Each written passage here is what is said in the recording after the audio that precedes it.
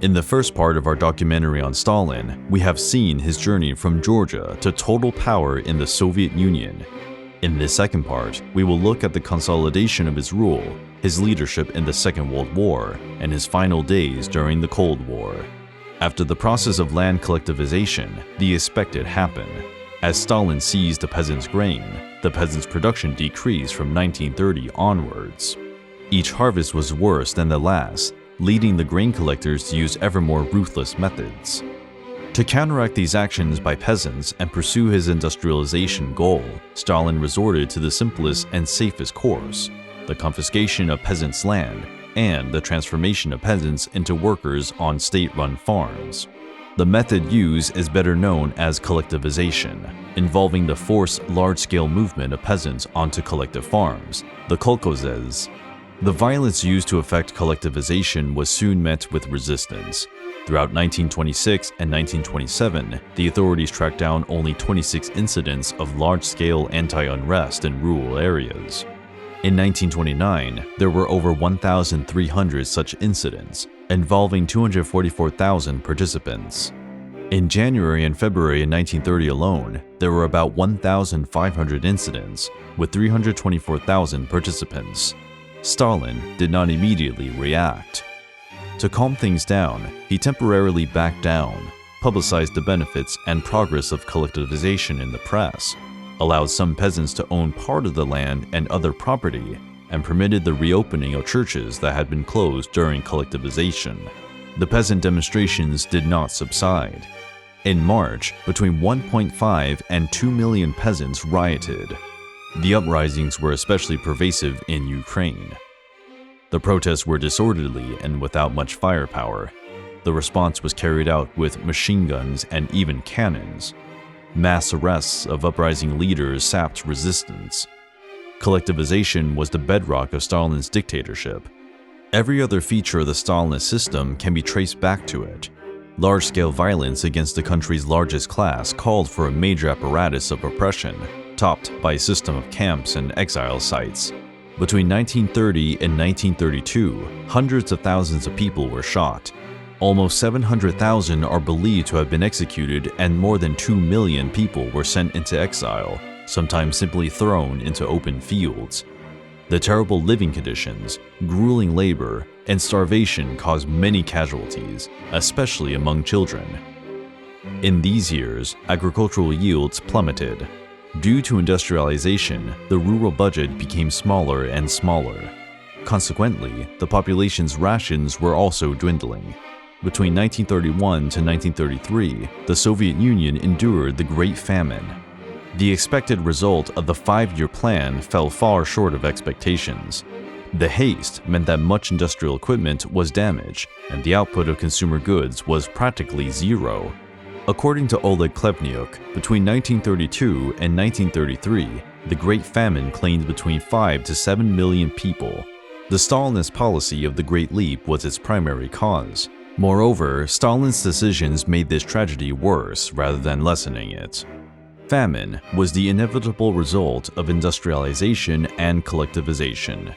The kolkhozes failed to meet the necessary production, and the rural workers were robbed of incentives to work besides suffering from starvation. The state's interest was different from that of the peasants, who stashed away the grain to feed themselves. Stalin could have used a tax system instead of confiscating the entire production, so he would have incentivized the peasants to produce. He could have also cut down on the export of grain or bought it from abroad. However, Stalin refused both options. Only in 1933 did he take some action, reducing industrial production. But it was already too late. Although the entire country experienced mass starvation and repression, Ukraine and the Northern Caucasus were the worst affected. In these two important regions of the Soviet Union, the punishing policy of grain requisitioning and terror was most brutally applied. Two overlapping reasons explain Stalin's focus on these areas. The Ukrainian and Caucasus regions provided up to half of all the grain collected by the state, but they handed out 40% less in 1932 to 1933 compared to the previous year. Stalin wanted his grain and was angered that they were not supplying as much as they needed. The second reason is that Stalin regarded the 1932 crisis as a continuation of the war against the peasantry, and a way to cement the collectivization results. Ukraine had been against it since 1930, and, on top of that, it was right next to Poland, so he feared the Poles would profit from the situation. Even with all this terror, production was negligible. Continuing along this path would mean bankruptcy. Arrests and exile were not working.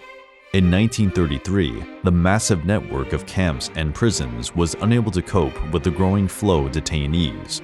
New camps had to be built for at least 2 million deportees, but the money was stretched, and only 270,000 people could be arrested. In 1931, Japan invaded Manchuria. In 1933, Hitler came to power in Germany, and Stalin was forced to find alliances with Western countries. In 1933, the Politburo hatched a plan for the USSR to enter the League of Nations, teaming up with France and Poland against Germany. But, for this, the Soviets had to show signs of having functioning institutions. The grain seizure was quickly aborted, replaced by quotas, where the peasants had a target. If they exceeded it, they would keep the surplus to sell. Peasants were also permitted to have small plots of land for their own farming, and these farms would eventually account for a large part of the domestic consumption of grain and meat. From 1933, under the second five-year plan, the economy was rerouted.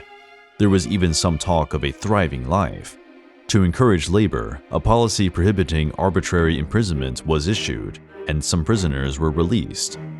However, in 1934, the OGPU secret police was abrogated, replaced by the People's Commissariat for Internal Affairs, better known as the NKVD, which brought together the more harmless branches of law, order, and public security. Although there were fewer arrests in 1934, the victims of repression were still in the hundreds of thousands. Kirov, Stalin's friend and ally, would be assassinated that same year, prompting a return of persecutions. The sober years of the regime brought prosperity to the Soviet people. The food situation improved, industrial production increased, financial incentives stimulated productivity, and Stalin launched the slogan, "Life has become better, life has become happier." Between 1935 and early 1936, the persecution of former opportunists were matched by rearrangements in the highest echelons of power. The assassination of Kirov bolstered the position of three fearless young men, Nikolai Yezhov, Andrei Zhdanov, and Nikita Khrushchev. The purges took place, show trials were set up. The goal was to weed out the old party members to bring in young, new ranks subservient to Stalin. Alongside the Great Terror going on in the USSR, Stalin was watching an imminent war developing. Hitler had taken office in 1933. The Western powers were following an appeasement policy with the Nazis. The Japanese were attacking the eastern borders, and the Spanish Civil War broke out in July 1936. The Spanish Republicans suffered a string of defeats, and Stalin became directly involved. Some Spanish reports said that the losses were caused by treachery within the headquarters. The author connects this event with an increase in persecutions carried out by Stalin, pointing out that he did not want these treasonous episodes to occur in his territory, which is why he authorized a range of persecutions. Accounts of treason and anarchy in Spain were a key component in the propaganda campaign to intensify vigilance and fight enemies within the Soviet Union. In the late 1930s, Western leaders opted to appease Hitler rather than form an alliance with Stalin, a development that reached its peak with the Munich Agreement. On September 30th, 1938, the leaders of Great Britain and France, Neville Chamberlain and Edward Daladier, entered an agreement with Hitler and Mussolini, handing over to Germany the Sudetenland region of Czechoslovakia, an area mainly populated by German speakers. Czechoslovakia was forced to accept this crippling pact. The Soviet Union was simply ignored, despite having signed mutual assistance agreements with France and Czechoslovakia. Stalin was thus excluded from the European great powers' policies. Stalin took it as a personal insult, denouncing France and England's attitudes. He simultaneously moved the Red Army troops. Hitler, confident that no one would stop him, took over the entire Czechoslovak territory. Even the most optimistic observers at the time realized that Munich had made war virtually inevitable. The spring and summer of 1939 were a time of desperate diplomatic maneuvering and negotiations. Nobody trusted anybody, and all sought to pull off some maneuver to overthrow the other party. What featured more prominently in Stalin's mind during this period? Pressuring his Western partners or tapping into the possibility of colluding with the Nazis? According to Oleg, Stalin's attitude toward the Germans tended to swing between approval and vexation. But the Soviet leader did not trust Hitler and undertook strong anti-Nazi propaganda in the Soviet Union. Whatever Stalin's true inclinations, it was Hitler who drew the initiative in bringing about a German-Soviet non-aggression pact. As soon as the German Chancellor had decided upon an invasion of Poland, set for September the 1st, Soviet cooperation was required. He took the required steps to foster a rapprochement between the two countries. On August the 21st, Stalin got a personal correspondence from Hitler, overtly hinting at his plans for Poland and expressing an urgent desire to conclude a non-aggression pact within a few days. Hitler asked Stalin to meet von Ribbentrop in Moscow as early as the next day, or at the very least on August the 23rd. On August the 21st, Molotov, Stalin's foreign minister, handed Stalin's reply to the German ambassador in Moscow. Von Ribbentrop could go to Moscow on the 23rd. Stalin was there on the day to welcome the German ambassador, and each party got what they wanted. Besides the non-aggression pact, Stalin urged the drafting of a secret protocol dictating that Germany and the Soviet Union would divide Eastern Europe. Poland's easternmost portion, including parts of Ukraine and Belarus, Latvia, Estonia, and Finland, were to be recognized as integral parts of the Soviet domain. Western Poland and Lithuania would be left to Germany. History calls it the Molotov-Ribbentrop Pact, which was, in fact, an agreement between Stalin and Hitler. We may say that it was a pragmatic step by Stalin. Even though it was a poorly judged matter from a moral standpoint, it was not so different from the Western democracies that had signed the Munich Agreement. Furthermore, this deal with the Western powers led Hitler eastward. Now, with this new treaty with the Soviet Union, Hitler would be free to shift his forces westward. Stalin had sent a "the tables have turned" message to the capitalist nations of Western Europe. For Stalin, the pact provided a risk-free expansion for the Soviet Union and a chance to create a buffer territory between his country and the war about to be unleashed in Europe. To top it all off, there were the Japanese. In the spring of 1939, conflicts were already starting to break out between the Soviet and Japanese troops in Mongolia. The pact with Germany was a blow to Japan, already suffering losses and unable to count on its ally. Germany invaded Poland on September 1st, 1939. Poland's allies, Britain and France, replied with a declaration of war, and World War II was underway. The Nazis swept through Poland with hardly any opposition. The British and French forces that came out of defense of Poland took too long to assemble. Also, they seemed in no great hurry to fight. On the other side, keeping its end of the deal, the Red Army invaded Poland on September the 17th. Stalin justified the invasion as to free the peoples of Western Ukraine and Belarus, which had been taken by Poland in 1921. But after being annexed, these regions went through the same process as other regions had already experienced: land confiscation, suppression of the capitalist system, and persecution of opponents. As for Estonia, Lithuania, and Latvia, Stalin caved in and took a diplomatic initiative by establishing military bases in these Baltic countries, but maintaining their independence. According to him, we will not try to Sovietize them. The time will come when they will need to do it themselves. The stumbling block he encountered at the time was Finland. Apart from a military base, the Nordic country was required to provide land near Leningrad, previously named St. Petersburg. Finland emphatically refused the Soviet demands. Stalin resorted to brute force. The battle was extremely lopsided. Finland was a country of only 4 million inhabitants, with a tiny territory, having only 26 tanks against the 1,500 owned by the Soviets. Stalin expected the invasion to be a cakewalk. However, this conflict, known as the Winter War, suddenly escalated. The Finns bravely resisted, and, with a protracted conflict, the Soviet Union was ousted from the League of Nations, while Britain and France considered helping Finland. With his negative repercussion, Stalin dropped his plans. In March 1940, he signed the peace treaty. The Red Army lost about 130,000 soldiers, and more than 200,000 were wounded. The Finnish losses were considerably less, 23,000 killed and 44,000 wounded.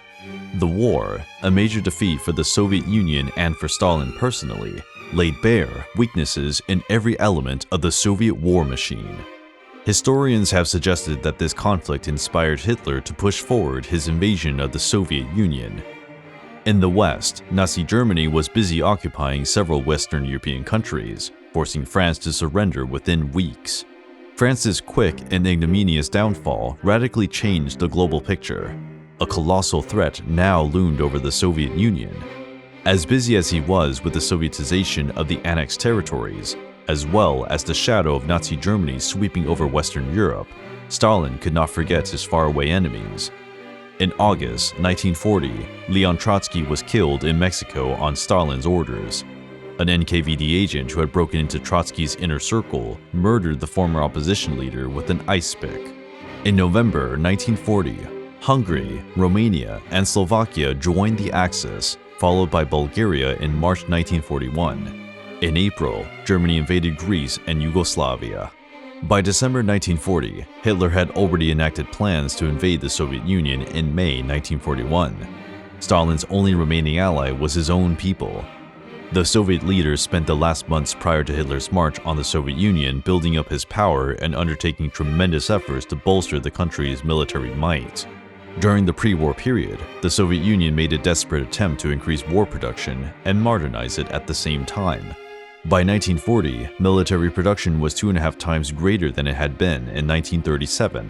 In 1940, the Soviets had 25,000 tanks, of which only 1,500 were of a modern design. They had 18,000 fighter planes, a quarter of which were a modern design. Despite the speed with which the project of modernizing the army was employed, it was far from being completed. Some historians report that Stalin did not consider the possibility of Hitler's attack in 1941. He imagined that Hitler would not want to wage war on two fronts and end the economic partnership established by the German-Soviet Pact. But in June 1941, reality knocked on the door. Stalin was stunned by the attack, guessing it was an attack by German generals without Hitler's consent. He sent Molotov to check on the German embassy, while the Red Army generals waited for the order to counterattack. Molotov returned with confirmation of the German attack, and Stalin prepared his defensive front. The first day of fighting was catastrophic. According to official Soviet sources, the Red Army lost 1,200 planes on June the 22nd, many of which were destroyed at the airports. The Germans also overran several kilometers on the borders. A week later, the Belarusian capital was taken. Stalin was struck by the invasion. He spent a few days dazed and unresponsive. Molotov was forced to adopt the first steps and even set up a state defense committee. The Soviet leader only returned on July the 3rd, when he delivered a radio speech to the nation. In the address, Stalin adopted a friendly and conciliatory tone. He called upon the nation to fight the Nazis, stressing that it was a matter of life and death. Between the beginning of the war and January the 1st, 1942, 4.5 members of the Red Army and Navy were killed, wounded, or captured. We may attribute this disaster to inadequate readiness for war, the enemy surprise attack, and the German army's military and organizational advantages. Stalin's military command and political leadership were also lacking. The Red Army leaders had scant knowledge of how to stop an enemy advance or minimize casualties by using strategic retreats to previously arranged positions. Retreat was forbidden. To enforce this, Stalin issued an order at the front. In case of desertion, treason, or similar, the penalties would be imprisonment, execution, or confiscation of the state pension. From August, the Red Army started to contain the German onslaught, which was already in Ukraine. They were closing in on the three major capitals, Leningrad in the north, Moscow in the center, and Kiev in the south. Time was working against the Germans, and Hitler's blitzkrieg was finally being halted. Britain and the United States started to negotiate aid with the Soviets. Between September the 29th and October the 1st, 1941, a conference of the three powers was held in Moscow. Both countries would provide the Soviets with tanks, trucks, planes, and other armaments, as well as food, of course. The worst defeat of the war up to that point occurred between September the 14th and 15th in Kiev. 452,700 Soviet troops were besieged. The retreat did not take place, and these soldiers were killed or captured. The destruction of this massive force only strengthened the German strategic advance. Reports indicate that Stalin himself confided in Zhukov and that the defeat was his fault. The defeat in Ukraine further endangered Leningrad. By September the 8th, the city was surrounded. The next day, the Germans unleashed a new offensive that brought the front line to the city's doorstep. By the end of September, the advance deadlocked. The siege of Leningrad, one of the most terrifying episodes of World War II, and one of the most haunting testimonies to the bravery of the Soviet people, began. Throughout the siege, hundreds of thousands of civilians died from starvation or from German bombing. By October, the Germans were drawing closer to Moscow. By the 14th, they were only a few kilometers away. An emergency evacuation was prepared. However, not all the city was evacuated. The German advance was stalled. By the end of October, Soviet troops had halted the enemy's advance in the central sector. The Red Army's resolute fighting, which had suffered heavy losses, the German troops' exhaustion, and the autumn's melting mud and snow helped bog down the invasion. Having stayed in the capital, Stalin commenced to prepare an improved defense strategy for Moscow. He was also extremely clever at propaganda. With the November hush, he staged a military parade commemorating the 1917 revolution and gave a speech to the nation, the second after the start of the war. The Germans attempted a new offensive to take the capital in December, but it was thwarted. In January, the Soviets mounted a counteroffensive and pushed the enemy back to between 100 and 250 kilometers from Moscow. There was finally something real to celebrate. In May 1942, the Soviets experienced another defeat, this time in Crimea. Hitler's next offensive targeted the Caucasus and the Volga. By July, the Germans were pushing towards Stalingrad. Stalin was aggravated by the lack of initiative from the other allies and wanted a second front to split the German army. On August the 12th, Stalin met face-to-face with Churchill in Moscow. The British Prime Minister attributed the lack of a new front to losses in North Africa and the Mediterranean. Stalin was vexed when he heard this excuse and told Churchill not to be afraid to face Hitler. The British PM reminded the Soviet leader that he had fought the Germans alone for a year. Finally, Churchill spoke of his plans to land in North Africa, aiming to invade France. The atmosphere settled down on his final day in Moscow. About the same time, the Germans took Stalingrad and were getting closer to the Caucasus oil fields. According to official Soviet statistics, from January to October 1942 alone, 5.5 million Red Army soldiers were killed, wounded, or captured. However, the gradual formation of new armies and the heroic efforts of the Stalingrad and Caucasus defenders allowed the front to stabilize. Hitler's manpower shortage, as he concurrently pursued multiple difficult objectives, also helped to change the momentum. Within Stalingrad's ruins, Soviet soldiers fought German divisions in a close battle. It was all by appearances a rerun of late 1941. The slaughtered German armies could no longer advance. Having inflicted heavy losses, the Red Army now held a window to seize the initiative. The question was how and when to attack. It came on the outskirts of Stalingrad. The famous Soviet victory was the pinnacle of heroic efforts and massive sacrifices throughout the country. It showed that Stalin, too, had finally learned from past defeats. The well-prepared Soviet offensive outside the city, named after Stalin, began on November the 19th, 1942. A few days later, the 330,000-man German force in Stalingrad, led by General, later Field Marshal Frederick Paulus, was surrounded. After dashing German attempts to break the siege, Soviet forces finally coaxed the enemy to capitulate on February the 2nd, 1943. The drawn-out battle ultimately cost the Germans hundreds of thousands of soldiers and officers. More than 90,000 were taken prisoner, including Paulus himself. The victory was a turning point in the war. From then on, the Soviets pounced on the Nazis. After the much-heralded victory, the Soviets went on the offensive, successfully liberating Leningrad in January 1943. The Soviet offensive westward was stopped by the Germans, who mounted an offensive at Kursk. The Battle of Kursk began on July 5, 1943, and continued until August 23. The battle had enormous figures. 4 million soldiers were deployed on both sides. It was one of the largest tank battles, and the Soviet side had twice as many units as the Germans. The Nazi leaders still expected that the superior organization and up-to-date weaponry, especially the Tiger and Panther tanks, could win them another triumph.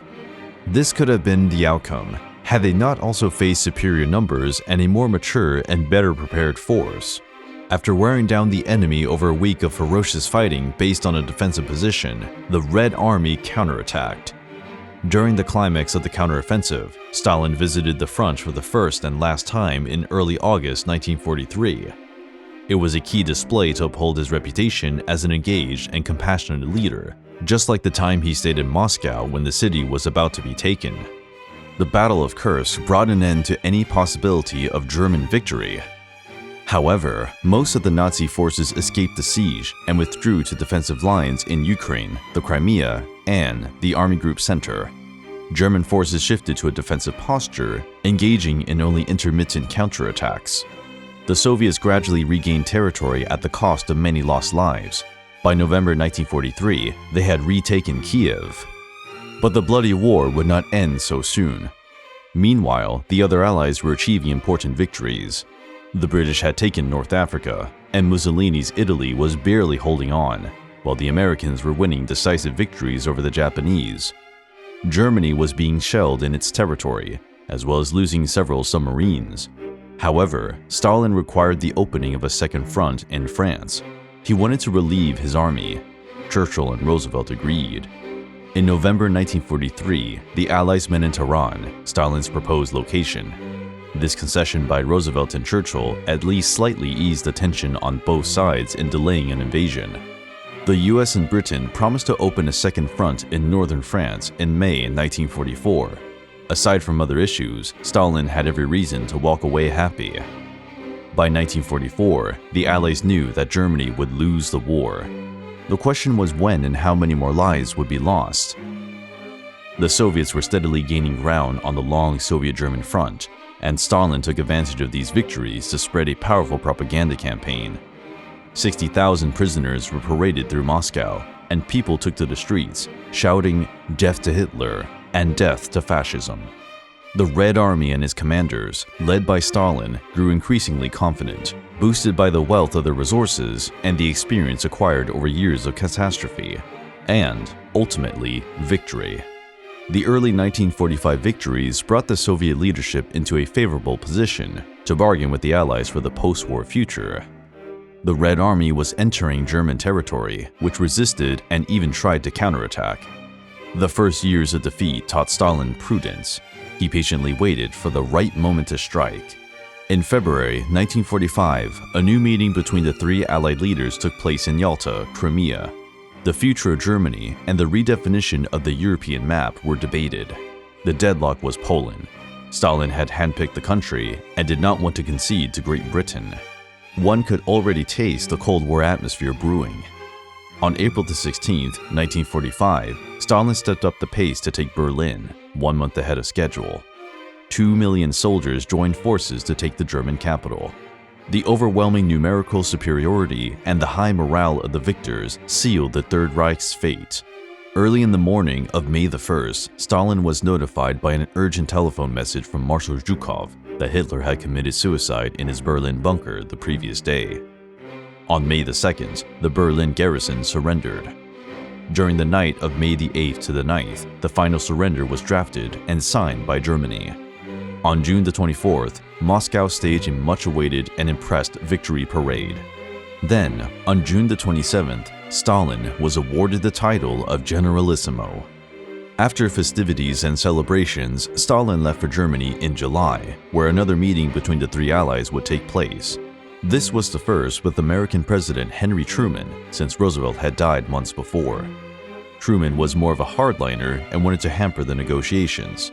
He even told Stalin about the atomic bomb tests under development. The Soviet leader captured what he could in Europe, as well as some bases in northern China. He also committed himself to assisting in the war against Japan. Before the troops were ready, the United States dropped the atomic bombs on Japanese territory so as to not lose the occupied territories. Stalin ordered the Red Army to move into the territories that were rightfully theirs. In the following months, the United States and the Soviet Union would dispute parts of Japan. For the millions of Soviet citizens who survived the horrors of war, the politicians' quarrels and ambitions were peripheral. Finally at peace, the country could glimpse into the future with hope. Victory pushed Stalin into unheard-of heights. The Red Army became one of the world's most powerful forces, but the post-war world would continue to test the Soviet Union's limits. The country was devastated and weakened. 27 million people died in the war, many of them young, the country's future. Famine would strike again in 1946 to 1947, and the countries that had been absorbed into the Soviet Union would continue to resist. The Soviet propaganda machine was set. Stalin was to become the chief architect of victory, and the blessings of socialism were to be exalted now that a new struggle was gradually brewing. The Cold War was more of a step-by-step development than an event with a clear beginning. The world leaders engaged in this process were not simply looking out for their country's essential interests, but also reacting to specific and often unexpected situations with decisions that were often illogical. Stalin was no exception. The escalation between the Allies in World War II was fostered by the stark incompatibility of their systems and their conflicting expansionist desires. Specific issues often tended to heighten the general suspicion and hostility. American nuclear monopoly and their unwillingness to allow the Russians to take over Japan were counted among the many frustrations Stalin felt when dealing with the United States. One can hardly imagine that mutual concessions could have avoided a breakdown in relations between two vastly different systems, but the capitalist countries were anti-communist. Also, the communist country wanted to broaden its sphere of influence to counter capitalism. Churchill's Iron Curtain speech in 1946 was a touchstone for this new historical period. Soon after, Truman countered Soviet attempts to gain footholds in Iran, Turkey, and Greece with a plan to help rebuild Europe, the centerpiece of which became known as the Marshall Plan. Stalin reacted by rejecting the aid offered under this plan, creating an international communist organization, the Comintform. Stalin also had to beware of the leadership within the party. Some had earned considerable prestige during the war, such as Zhukov and the Foreign Affairs Minister, Molotov. He was getting old, and there was speculation about his health.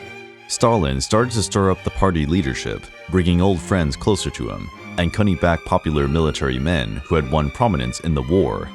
By the end of 1946, these restructurings flattened the balance of power among Stalin's associates. The sackings, demotions, and public humiliations more or less restored the pre-war high government structure. Stalin could now leave his cronies in relative peace while he took care of the country's pressing economic troubles. He made a wide-ranging and unpopular economic reform, but it worked. In 1948, the country was free of inflation and was compensating for the budget deficit. The relative financial stability provided the conditions for industrial development. In 1948, economic data showed that the most harmful consequences of the war had been overcome. Also, the main post-war recovery targets had been achieved. Stalin was also securing the Soviet Union's control over the Eastern European satellite countries. Yet a bad example emerged: Josip Broz Tito in Yugoslavia. In the spring of 1948, he entered a rapidly escalating conflict with the Soviet Union. Stalin was facing a tough opponent. Tito was a dictator by birth, who, unlike other communist leaders, had not merely been put in power by Moscow. He had earned his position by fighting the Nazis. He was fortified further by the absence of Soviet troops in Yugoslavia. Tito wanted political independence and aspired to be a leader of the communist bloc. He turned these claims into deeds. In short, he ignored one of the basic principles of Stalinization: total submission to Moscow. Tito got stronger and dealt a painful blow to Stalin. For the first time since the quarrel with Trotsky, he was confronted with the opposition of a great leader within the communist movement. Unlike Trotsky, Tito had real power and forces to react. Tito's disobedience was not only a blow to Stalin's self-respect, but also a dangerous precedent and a crack in the monolithic Soviet bloc. Others could follow Tito's example. The first serious incident on the western side concerned Germany. Stalin imposed a blockade of the western sectors in Berlin, broken by air supply. In April 1949, West Germany became part of NATO. The following month, Stalin was forced to lift the blockade, and by autumn, Germany was formally divided into two separate states. Faced with threats from the West, Stalin speeded up the Sovietization process in Eastern European countries, manipulating, purging, and replacing insurgent leaders with those who obeyed his orders. Stalin's setbacks in Europe were partly offset by communism's breakthrough in Asia. On October 1, 1949, a communist victory in the long-running Chinese Civil War resulted in the proclamation of the People's Republic of China under Mao Zedong. The Soviet leadership promptly established diplomatic relations with the new government and broke all ties with the defeated Kuomintang. Stalin quickly feared that Mao would follow Tito's path, as China was too great a force to remain just another satellite. The first meeting of the two communist leaders took place on December 6, 1949. Mao had been trying to arrange a meeting with Stalin since 1948, who stonewalled his comrade until he had won the Civil War. The two communist leaders had a great deal in common. Mao admired Stalin. The Soviet leader was referred to as the old man. Other than advice, Mao went on to ask for the repeal of the 1945 treaties, where the Soviet Union had seized parts of Mongolia. Stalin refused, saying that such an agreement was part of the Yalta Conference. Revoking it would give Western powers a pretext to claim Soviet lands. Mao may have had mixed feelings on this, but he remained in Russia until Stalin's 70th birthday celebrations on December 21st. However, on January 22, 1950, negotiations between the two resumed. On February 14th, the Treaty of Friendship, Alliance, and Mutual Assistance was signed in the Kremlin, along with several other complementary treaties. With these agreements, the Soviet Union brought the world's most populous nation into its bloc. The apogee of the Sino-Soviet relationship had dawned. With the USSR support, China retooled its economy and built hundreds of new factories in its most important sectors. The Korean War, which broke out shortly after Mao's visit, fortified the bond between the two regimes, especially its military aspect. However, there was tension between the surface, already evident during Mao's visit. Claims of common ideological goals and unity against the same enemy could not hide the differences based on differing national interests. The coming of power of the Chinese Communists was just the beginning of a convoluted relationship in which the two countries coveted the leading role in the international communist movement. Stalin's deal would last until China's economy grew again and ceased to rely on the USSR. The communist victory in China coincided with another significant event. In late August 1949, having committed enormous resources to developing its nuclear power, the Soviet Union conducted its first atomic bomb test. Despite its importance to the Soviet Union as a military power, the nuclear bomb did not make Stalin ecstatic. He knew that the war arsenal was not enough. He kept his pragmatism and caution towards the West, even in the first indirect conflict between the two blocs, the Korean War. The Korean War escalated international tensions and boosted the arms race. According to official figures, the army, which had been reduced to 2.9 million soldiers in 1949, had increased to 5.8 million. Investment in the military and naval industries, as well as the manufacturing of weapons and military equipment, grew by 60% in 1951 and 40% in 1952. By comparison, government investment in the non-military sectors of the Soviet economy grew at a rate of 6% in 1951 and 7% in 1952. Stalin remained in power until his last days. Even with some internal peace, he kept up his usual method of ruling, with arrests, purges, and relocation of people. His actions testify to a relentless effort to hold on to power until he reached the ultimate obstacle, death. The final stage of his journey began on the night of February 28, 1953, Saturday. He invited his four closest comrades at the time, Malenkov, Beria, Khrushchev, and Bulganin, to his home for his life's last dinner meeting. The next day, his bodyguards found him paralyzed. The agony over whether to call in members of the highly suspect medical profession began. On March 2nd, the doctors confirmed the worst. A stroke brought the old man to the brink of death.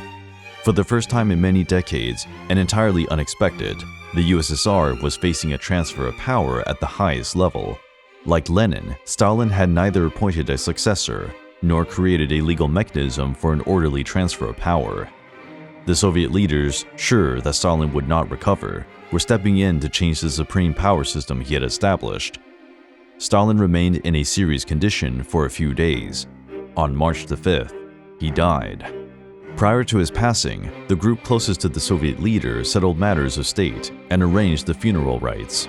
They decided to move the sarcophagus with Stalin's embalmed body to Lenin's mausoleum.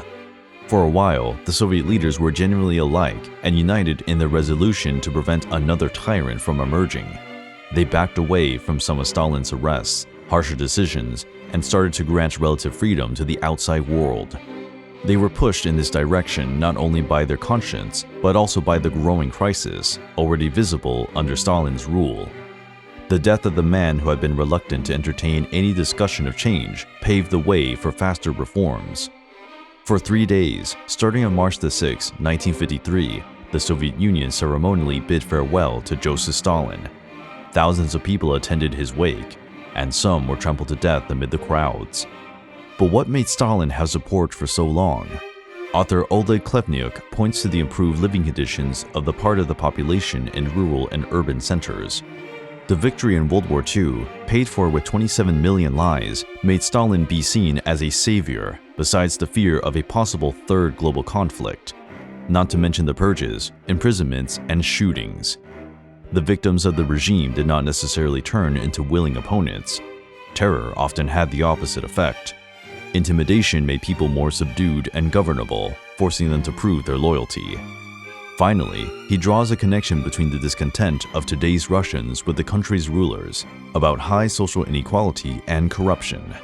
Will historical ignorance, bitterness, and social discontent create fertile soil for pro-Stalinist lies and distortions to take root?